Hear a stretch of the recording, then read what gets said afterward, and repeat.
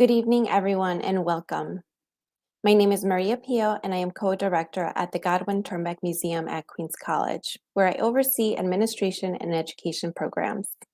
Tonight, we are happy to be a part of Kupferberg Center for the Arts online program, the latest installment in a series of conversations with artists, musicians, writers, and curators. We hope you've been enjoying some of GTM and KCA's virtual offerings over the past several months. If you have not had a chance, after the program, I invite you to view the museum's virtual exhibitions and programs on our website at gtmuseum.org. And check out kupferbergcenter.org for a complete listing of upcoming programs through Kupferberg Center for the Arts. I want to take a moment to thank our donors and funders for both GTM and KCA, including Queens College, the Friends of the Godwin-Ternbach Museum, the Avery Arts Foundation, the Institute of Museum and Library Services, the Museum Association of New York Community Bank, the New York City Department of Cultural Affairs, the Max and Selma Kupferberg Family Foundation, and all of you tonight. Without your support, we would not be able to bring this programming to you all today. This evening, it is my pleasure to introduce you to my co-director and GTM's curator, Louise Weinberg, who has prepared a wonderful talk relating to photography as the basis of how we describe, commemorate, and communicate as human beings. We invite you to join the conversation throughout the program with your comments and questions for Louise in the chat section here on YouTube, as we will have time after the talk to go through some of these questions. So without further ado, I want to welcome Louise. Thank you, Maria, as always. I welcome everyone to this talk tonight.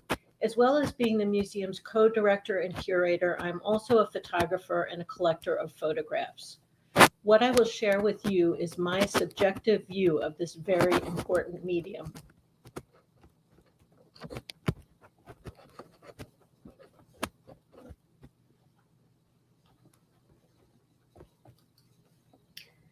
How we know the world.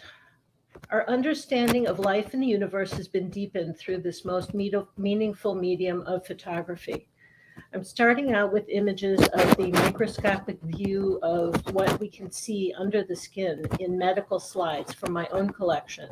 And on the right is the first X-ray taken by Wilhelm Röntgen in 1895 of the hand of his wife. So we go from being able to see inside our own bodies to the furthest reaches of space in these most recent Hubble Space Telescope images. Here is astronaut Buzz Aldrin standing on the lunar surface, photographed by Neil Armstrong, July 20, 1969. And some images are just simply indescribable. These two images are of 9/11, which was the most photographed event in history. The images were taken by James Nachtwey, who is the most renowned documentary photographer whose life's work has been documenting war and conflict worldwide. Nachtwey lived downtown, and when he heard the news, when the first plane hit the tower, he grabbed his cameras and he ran directly into the disaster. This image is by Ted Warren and it's titled 9/11 Memorial. And it is one of the impromptu sites that popped up all over the city. These are photographs of the missing from 9/11. This image is my own photograph taken from my living room window, the title View from My Window on 9/11, where I watched the second tower go down behind the smokestacks of the Schwartz chemical plant from my apartment in Hunters Point in Long Island City, Queens. This image is by Eddie Arnold, and it's titled Saigon Execution from 1968. It's an image of a South Vietnamese general executing a Viet Cong prisoner. Dorothea Lang and Ansel Adams both documented the Japanese internment camps during World War II in which American citizens of Japanese heritage were sent to concentration camps. Lang's images were more truthful and too politicized, so they were actually confiscated by the government. They brought in Ansel Adams, who had no particular agenda, and he produced the more picture postcard quality images that the government desired. And this image was taken by Lieutenant Charles Levy, titled Mushroom Cloud over Nagasaki, 1945. This image of the mushroom cloud from the atom bomb dropped on August 9th on Nagasaki, right after the August 6th bombing of Hiroshima, still represents the only use of nuclear weapons in armed conflict. This action forced the end of World War II.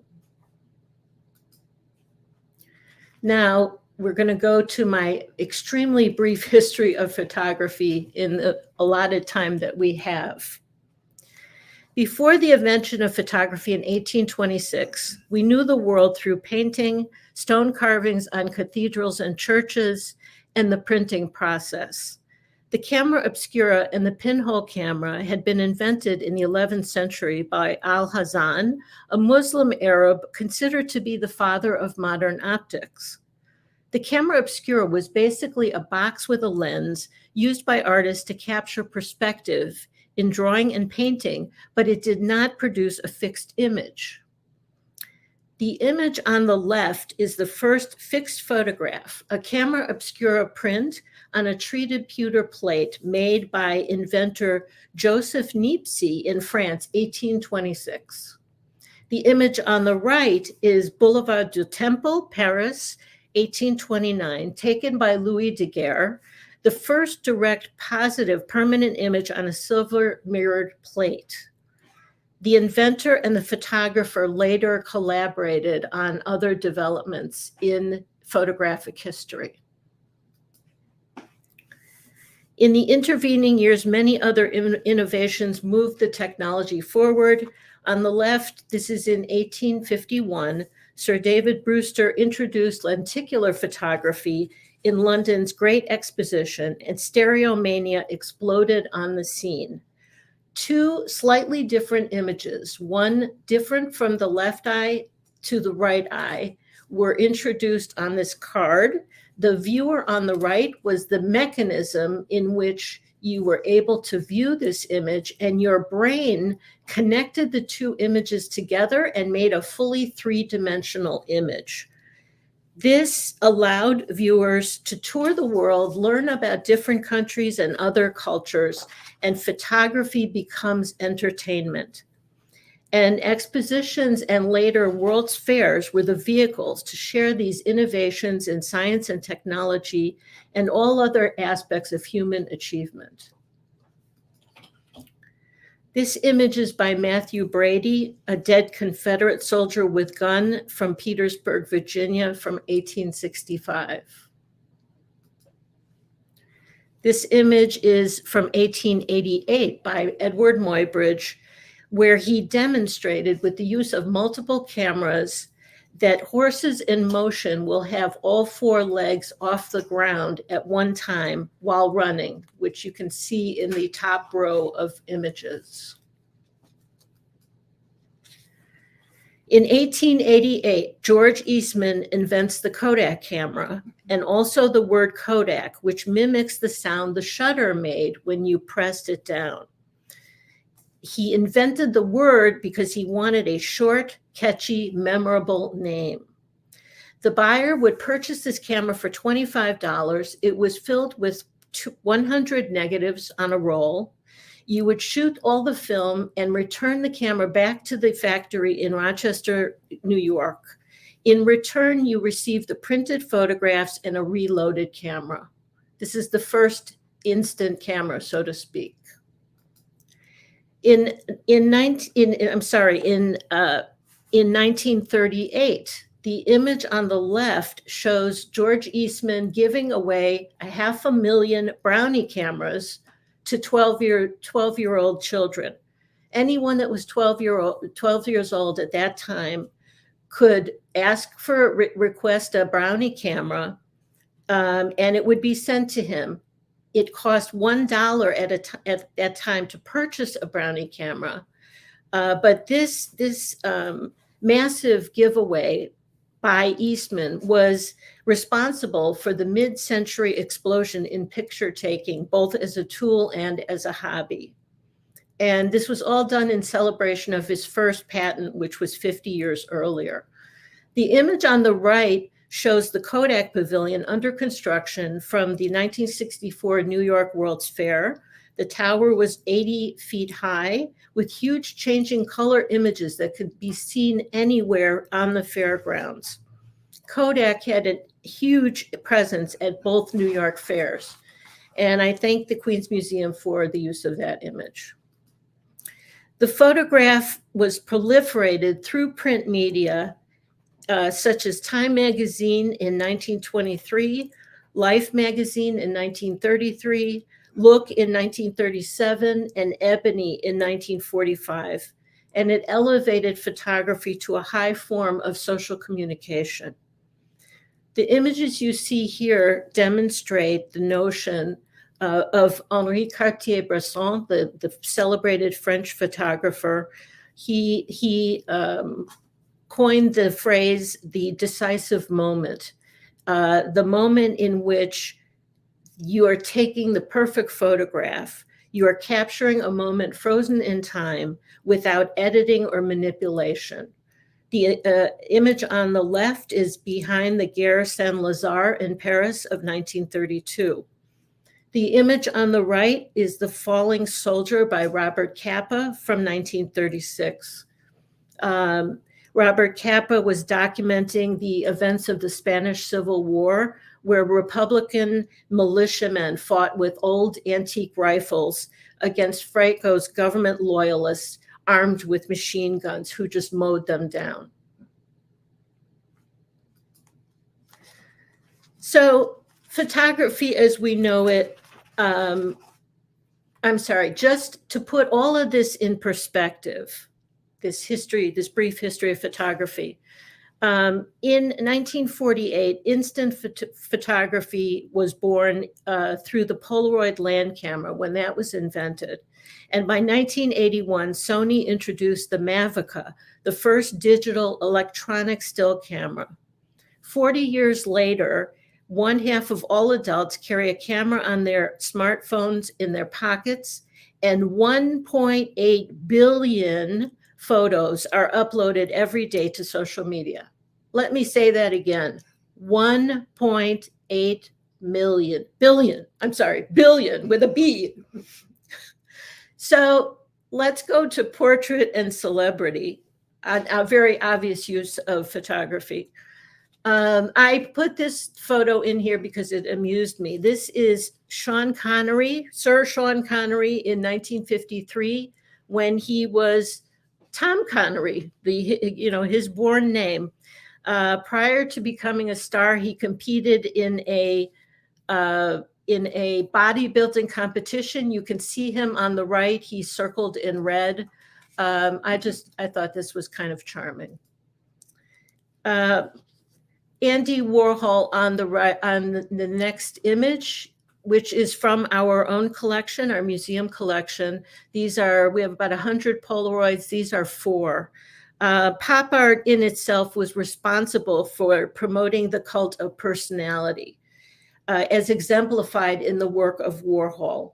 So these are Polaroids of Wayne Gretzky, a hockey player, well-known hockey player. One of his beloved dachshunds, this is Archie, the dachshund, designer Gloria Vanderbilt, and on the far right is Georgia O'Keeffe and her companion late in life, Juan Hamilton. So this is an iconic image of Michael Jordan by Co Rentmeester, taken in 1984. And this image has now become the way we know Michael Jordan. It is his signature image. It's used in marketing his shoes and his T-shirts and his brand, and that's how we know it today. These are two photographs by unknown photographers. On the left is poet, playwright, and bon vivant Oscar Wilde. And on the right is our beloved American storyteller, poet Walt Whitman. There were leaps and bounds in technology, and the carte de visite, which is what these are, was introduced by Disdairy in 1857. And like today's business card, it was a small, inexpensive medium to communicate. And so these cards could be mass produced in large numbers for very low cost. They were small and inexpensive, and people could purchase them and treasure them. The image on the left is from our own museum collection, and it is by Bernice Abbott, and it's a portrait of author James Joyce. The one on the right is a wonderful portrait of poet Dame Edith Sitwell, and it is by Cecil Beaton, and sadly, it is not in our collection. I was very interested to think about and point out the photographer's particular point of view in these next two sets of images. These are two images, of course, of Marilyn Monroe. On the left, the image is taken by Philippe Hausmann, a French photographer, and the image on the right was taken by Eve Arnold, an American photographer. And I was fascinated by how the Marilyn on the left by Hausmann, by a man, is how we would imagine this kind of sultry, mysterious, alluring image. The one on the right is so refreshingly honest, and it is how I truly imagine Marilyn was, an image of strength. The same kind of holds true for these two sets of images. This is Joseph Cornell, the American surrealist constructivist, and he has been photographed by two different people. On the left is by Lee Miller Penrose, and on the right by Hans Nemeth. And the Penrose, she sort of created a surrealist icon out of him. She's combined his young profile with a sailboat and a wig, and she's made him into kind of an androgynous figure. While the Nemeth on the right is obviously taken much later in life in his own home. He's contemplative and possibly looks even lost and nearing the end of his life. But two completely different points of view, and that's the beauty of what photography can do. And once again, I'm returning to the portrait of Gertrude Stein, which was painted by Picasso, and the photograph was taken by Man Ray, this kind of triumvirate of heroes. To quote Picasso, everybody thinks that she is not at all like her portrait, but never mind. In the end, she will manage to look just like it. So life passages, we all know through social media that everyone is marking their own life passages all the time to the tune of 1.8 billion images every day. But these are documents, they are telling moments, they are watershed moments. It's the way we measure our lives as human beings. We honor both the living and the dead.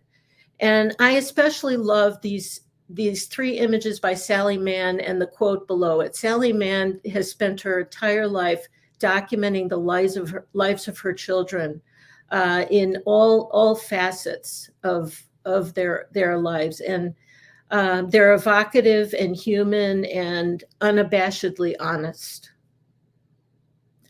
This next group of images are from my own collection. I do collect many vernacular photos. These are amateur, they're ordinary, they're family snapshots. most are anonymous, but they have an allure of their own. You can attach your own stories to them. So on the left is an image from a school yearbook from 1934 from Seacliff, New York. These are all the 8 boys in the class.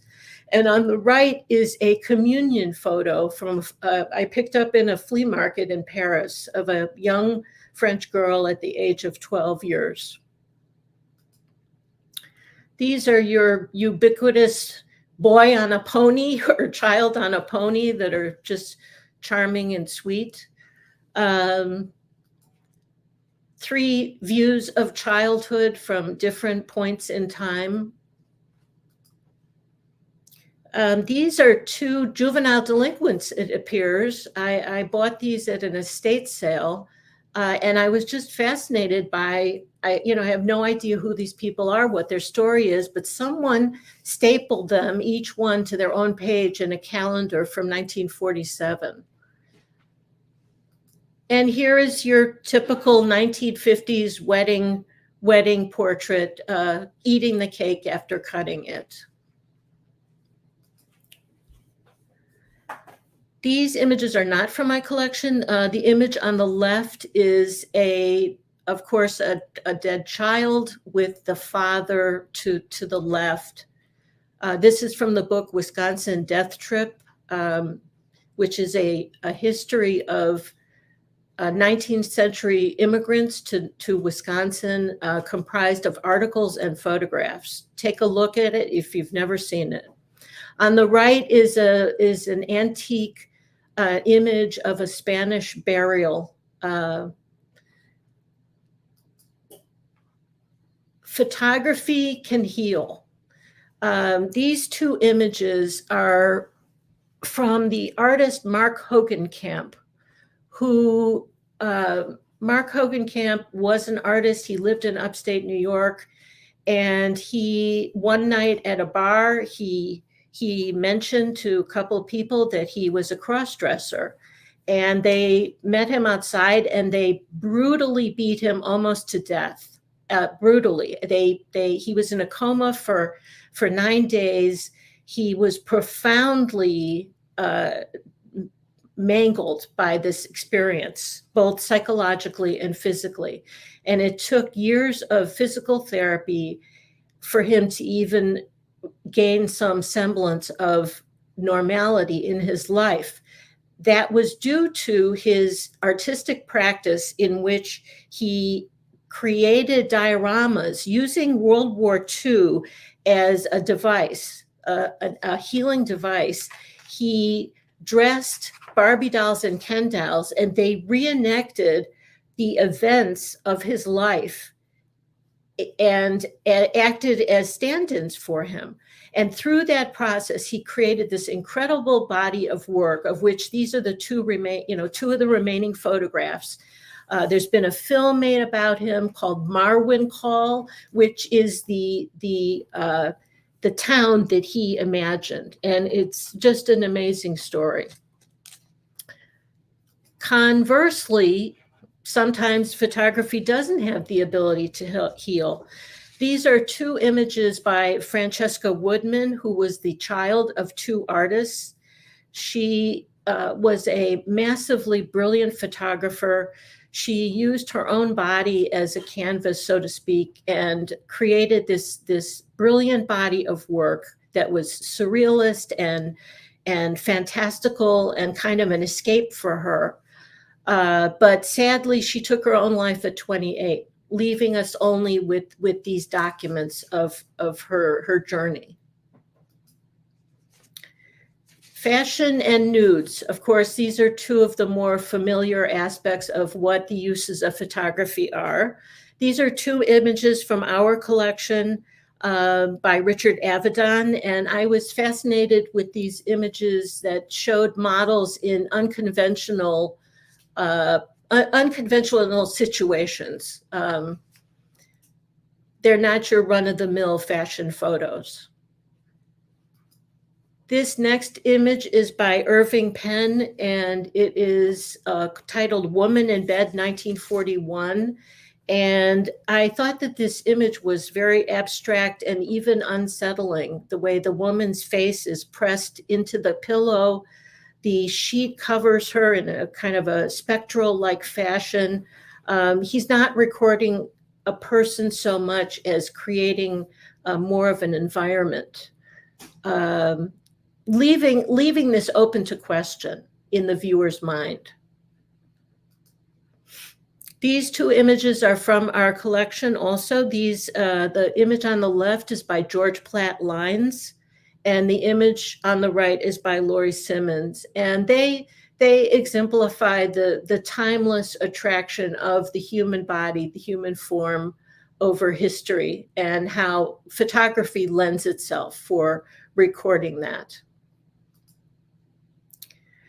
Street photography, of course, is a huge subject. I could just talk about that on its own endlessly. But these two images are by Henri Cartier-Bresson, who was a master of street photography. And here they are just classic captures. The image on the left is from Spain, and the image on the right, I believe, is Algeria, children playing in the ruins, bombed out ruins.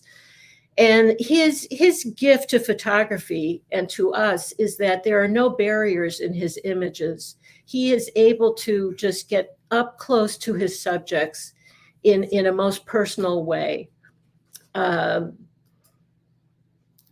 These three images are by Eugene Xray, who was a 19th century French photographer who made it his mission to travel throughout Paris and to document the changing face of Paris as streets and monuments were changed and removed and altered. He went around and literally created an archive of hundreds of thousands of images.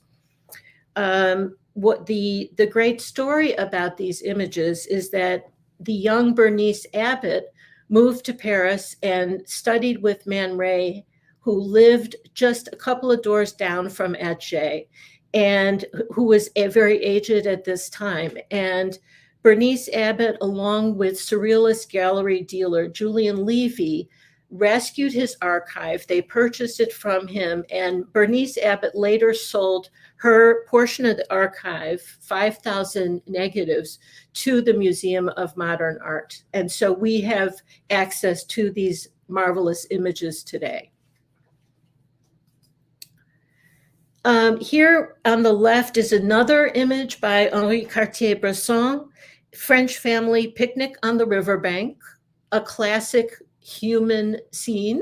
And on the right is an image from my own collection that I purchased at a French flea market, French family picnic on the riverbank. And so it's just very charming. We don't know who those three women are on the right in their marvelous hats, but they're turning around and they're looking at the photographer. And I just think that the synchronicity of these images is really marvelous. Here we have two images of New York City. On the left is Frank Oscar Larson. The title is Johnny Guitar, Times Square in the 1950s. And on the right is Samuel H. Gotcho, View over Broadway. Frank Oscar Larson was a banker who went out on weekends with his Rolleiflex camera and was just quietly able to insinuate himself into different situations and get these marvelous close-up images. Again, there's no barrier here. And he created this wonderful archive of images that weren't discovered until many years later by his grandson. The image on the right is, again, the beautiful atmospheres of New York City.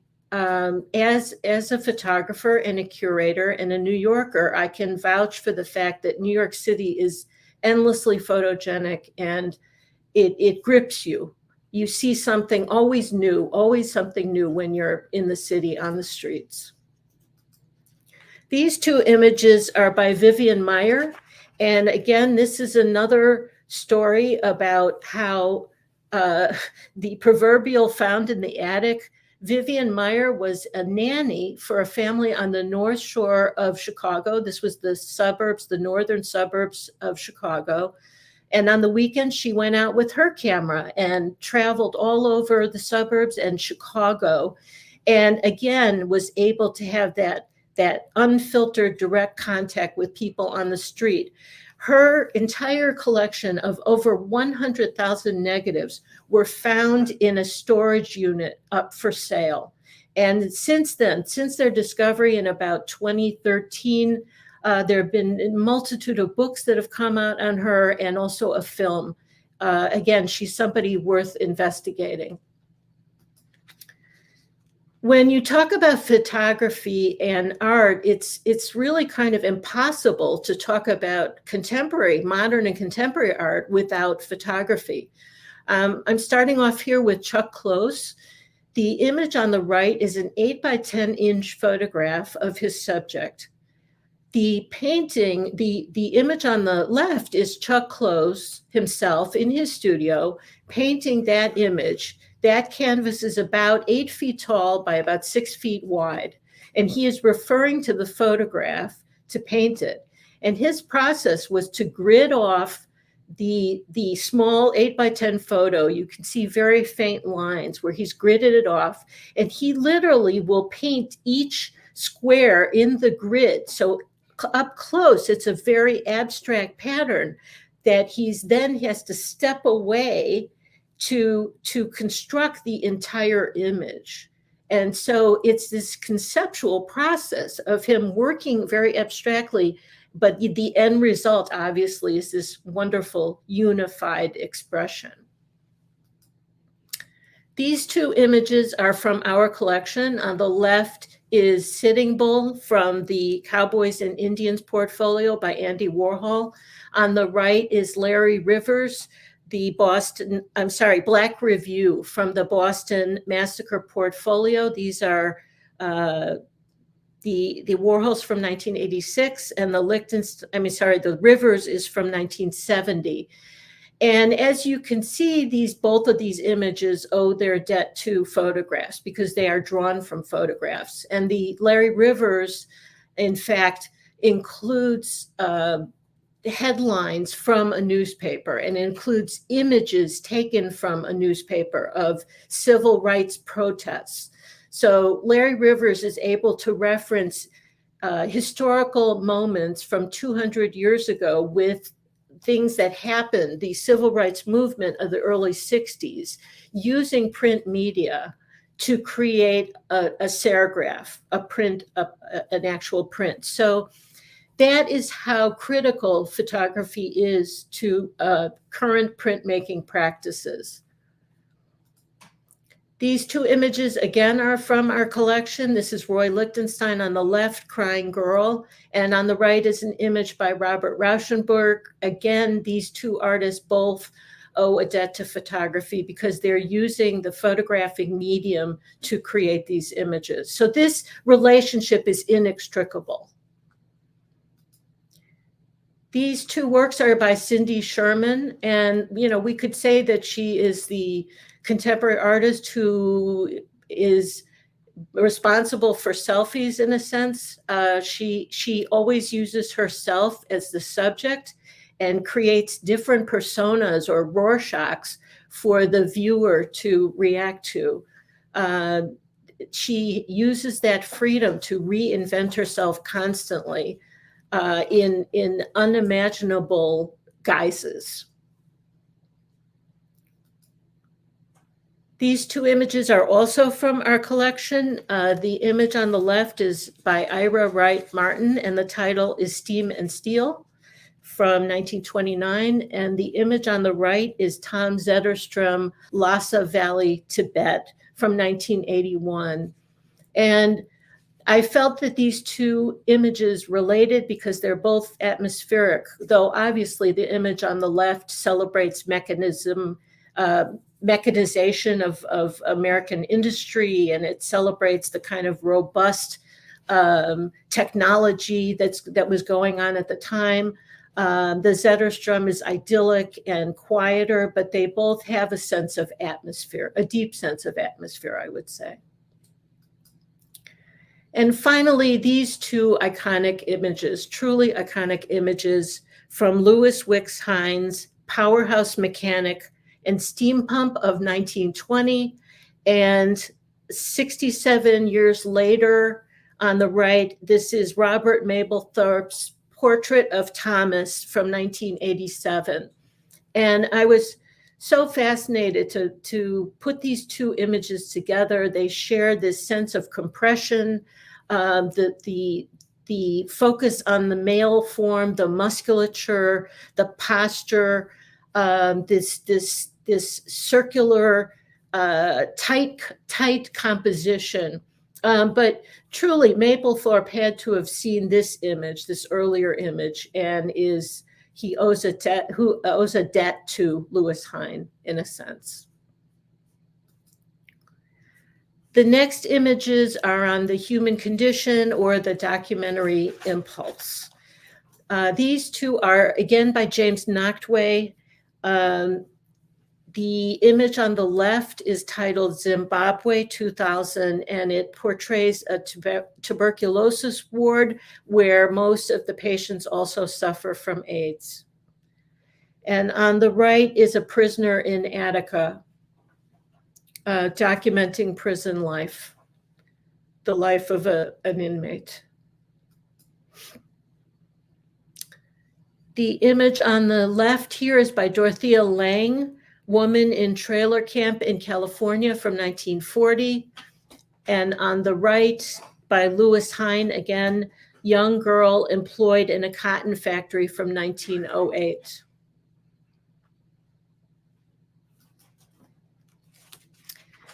This image is by Sam Scher, and it documents the Hindenburg disaster in 1937, the harrowing explosion of an airship in New Jersey, and just a loss of life. And these three photographs are by Fred Baldwin, and this first image was taken in Pooler, Georgia in 1957, and it is recording the Ku Klux Klan painting their vehicle for either a rally or a cross burning or some horrific event that they're going to participate in. What you will notice is that the car actually says KKKK, which is Ku Klux Klan Knights, which I find particularly horrifying in light of the events that have gone on recently in this country. These are two other more wonderful images by Fred Baldwin. These are students lining up in the Chatham County Courthouse in Savannah, Georgia in 1963, to register to vote, and the automobile painted to get out the vote and encourage people to vote. And again, I mean, sadly, these photographs, not much has changed in this country. And we still have these same problems in the South of people not having the right to vote. So that's another thing that photography does for us. It reminds us of the past and how we can record the present as well. The surrealists were completely enthralled with photography and all of the kind of accidental aspects of it. You could create double images. You could underdevelop film and make it turn out a different way. And they loved all those happenstance episodes that could occur in photography. These two works are from our collection, and they're not typically thought of as surrealist, but to me, they are so evocative. I'm going to interpret them that way. So the image on the left is George Hunian Huey, Portrait of a Costume Designer in 1930. And the image on the right is an anonymous French photographer. And so the image on the left, I just think it's marvelous and mysterious and evocative. I don't know if the background's painted or if it's fabric, I'm fascinated by how the light falls on his necktie and not so much on his face. The image on the right is a still life. And this photographer has gathered these shells together and created this pleasing, beautiful composition. But I see it as another world, like he's created his own world, his own universe. The image on the left here is by Merritt Oppenheim, and the title is X-ray of M.O.'s skull from 1964. And the image on the right is Claude Cahun, self-portrait, 1939. Merritt Oppenheim is probably best known for her very surrealist object, a fur-covered teacup and saucer and spoon, which is in the collection of the Museum of Modern Art. It may be the penultimate surrealist object, other than Dali's telephone, which is a lobster that you pick up and you answer.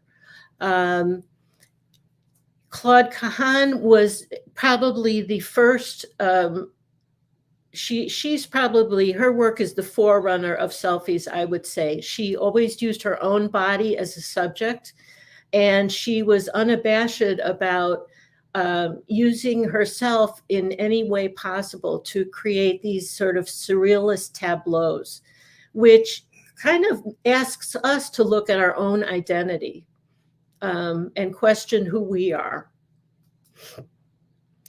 And finally, these two images are by Shana and Robert Park Harrison. They are a husband and wife couple who have been collaborating for about 30 years. And the image on the left is titled Weather Spy, and Robert is the subject here. And on the right is Shana, and the title is Ariadne's Thread. And their images to me are so wonderful because every shoot, every shot that they make, they spend hours and months researching, doing deep research. And if they have to, they build special dioramas or tableaus or stages, and to create these imaginative, highly imaginative works. This section, titled The Other, is kind of gives me an opportunity to put together images that normally wouldn't reside together. These two images are from our collection: Richard Avedon, Marlene Dietrich in the Bedroom, 1948 on the left, and on the right is Gilles Perez, Iran, Tabriz Demonstration in a Stadium, 1979. I'm always struck by this image of Marlene Dietrich. She was normally perfectly coiffed and immaculately attired in her films. We never saw her with the hair out of place. But in this image, I don't know what's going on. I don't know if she just really gotten out of bed or if she's taking a break during a filming, but she's obviously she's disarrayed and her hair is loose and free. It's just a very unconventional portrait. The image on the right, I am fascinated by the perspective of the photographer here. I don't know, in this image, is the subject the girl in the center, where we can only see one of her eyes? But your eye then travels to her right, where you see the woman in black, shrouded in black next to her. Then your eye goes to the woman in white who stands out in this sea of black. Then your eye travels to the stairway, and then deep into the back is another figure, a very mysterious hidden figure. And that, to me, is the power of this photographer taking us through this composition. These images are by Diane Arbus. The left is Child with a Toy Hand Grenade in Central Park, 1948, and the right is Jewish Giant at home with his parents. And Diane Arbus was well familiar with the idea of the other, and gave us these indelible images that take us into worlds we don't normally see. From our collection again, Edward Curtis on the right, I'm sorry, on the left, and Robert Bob Fletcher, Mississippi Children, on the right. Edward Curtis traveled the West and documented Native American tribes that probably had been vanishing already at that point. So in many cases, these images are the only records that we would have of individuals from these tribes. On the right, Bob Fletcher was a civil rights worker who traveled throughout the South and recorded not only the demonstrations that he participated in, but also what the reality of the poverty of the lifestyle that he encountered in these towns. These images by Phyllis Galembo represent her life's work in documenting tribes and cultures unlike our own, and they celebrate the individualist portraits of people in their communities and the clothes and the costumes and the customs that they share. And finally, the other is always alluring to us. This is a photo of Jojo, the dog-faced boy, who was invited to this country by P.T. Barnum to become part of a circus sideshow. The upper right image is Jacques Von Laren. In 1927, he was known as the human pincushion. And the image on the lower right is by Michael A. Wesner. And this is Millie and Christine McCoy, who were Siamese or conjoined twins. And this genetic anomaly was the reason that they became part of circus sideshows. Chang and Eng are the most familiar of these people. So finally, here is my closing sermon. What is our responsibility to our future and to the future of the natural world? The image on the left is Edward Bertansky shipbreaking in India, which demonstrates the industry of shipbreaking. Old cargo ships are brought to this town in India. They're left in the water or they're pushed up onto the sand. They're broken down into their components so that the parts can be resold. This process releases toxic chemicals and into the environment. It shortens the lives of the men who work on this, and it pollutes everything around it. On the right is a photograph by Zach Noyle titled Surfing in Thailand, and I call it Garbage Wave. We think of Thailand and we think of these beautiful, pristine blue waters that we should be looking at. But this image was taken by a surfer of another surfer within a wave of plastic refuse. So our habits have sent garbage all over the world.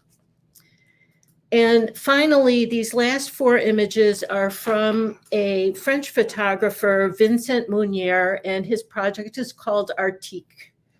And through climate change and global warming, these may be some of the last images of these animals that we will see. A white wolf, two musk oxen in profile,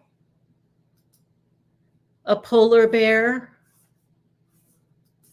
and a polar bear on an ice floe, on the ice that is disappearing. None of these images would be possible without photography. This is how we see the world. Thank you for attending. I hope that I've inspired you to go out and look at some photographs and read some books about photography and go out and take some photographs yourself. And now I want to welcome Maria back.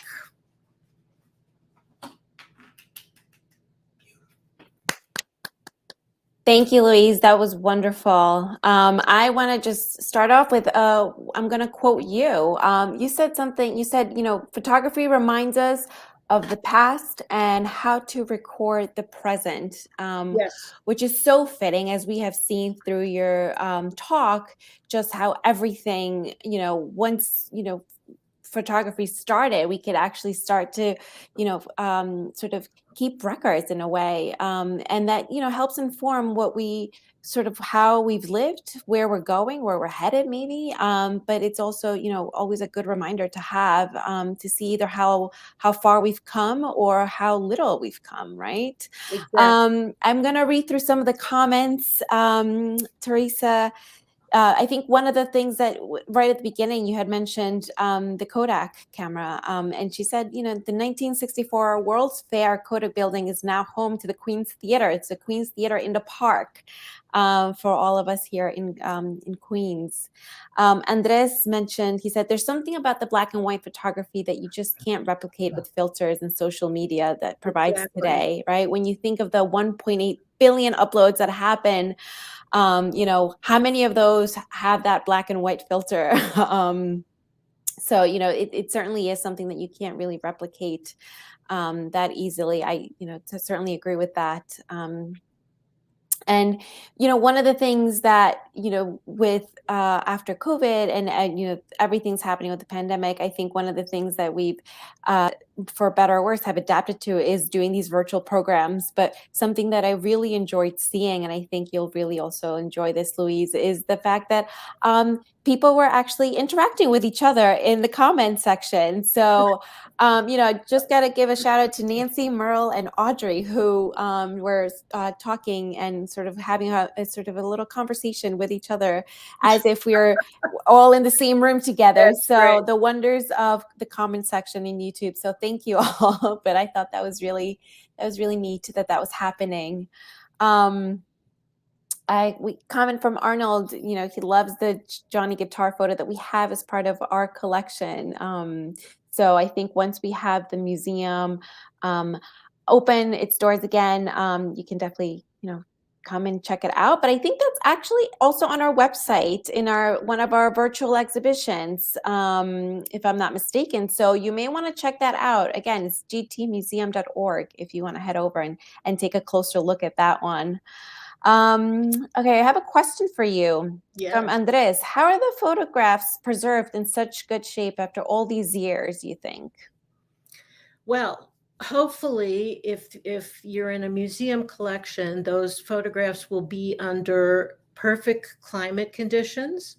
So this is with a minimum of humidity, and the temperature should be at a set temperature range. Because works on paper, like photographs, are very susceptible to heat and cold, and under low light. They should be protected under low light. So they should be kept in boxes. Some photographs are so fugitive, like, for example, the daguerreotype. They are so fugitive that they actually are housed in little cases that are closed with a latch, and you really only open them to view them. So when the Met, for example, when they put them on exhibition, they will mount them in a case, but they will put a velvet curtain over it. And maybe it's only open at different times in the exhibition. So, but, again, photographs must be treated properly. The photos that I pick up at the flea markets, for example, the edges are brittle and they're broken off. There are also photographs, huge panoramic photographs that typically were taken of companies and they're all rolled up like crazy. And when you try and unroll them, they scoot back up. There are paper conservators that actually work on these things, but what you have to do is introduce a little bit of humidity and it will eventually relax. So interesting. Very cool. Thank you. Thanks, Louise. I'm going to read you another question. This one's from Stephen Harris. Fred Baldwin images are truly remarkable and worth further discussion on the KKK images. Yes. How was he able to access these specific events, do you think? And what towns and areas, dates did he photograph in? Well, those images are from the late 50s and early 60s in the South. And, there was a time when with street photography or even documentary photography, the photographers were able to get right up close to their subjects. Those men painting the KKK car probably thought that he was going to honor them. I don't think they saw him as an adversary. They were proud of what they were, Right. of their actions. So in that respect, I think there were many less barriers than there are today, where if you're just see something on the street, you have to get a person to sign a release saying that they'll give you permission to take their photograph because A, they want to be paid for it, or B, they want to be acknowledged. It's a totally different time that we live in. And so those barriers you just don't see in earlier photographs. I love the story about Walker Evans, another wonderful American photographer who went on the subway in probably the 50s, I'm thinking 40s or 50s in New York. And he had a camera mounted under his tie, I believe, and he had a cable release in his pocket, and he was able to get these very candid images of people in a completely hidden manner. But that's kind of the precursor of the spy camera, let's say, of which people are using today for nefarious reasons.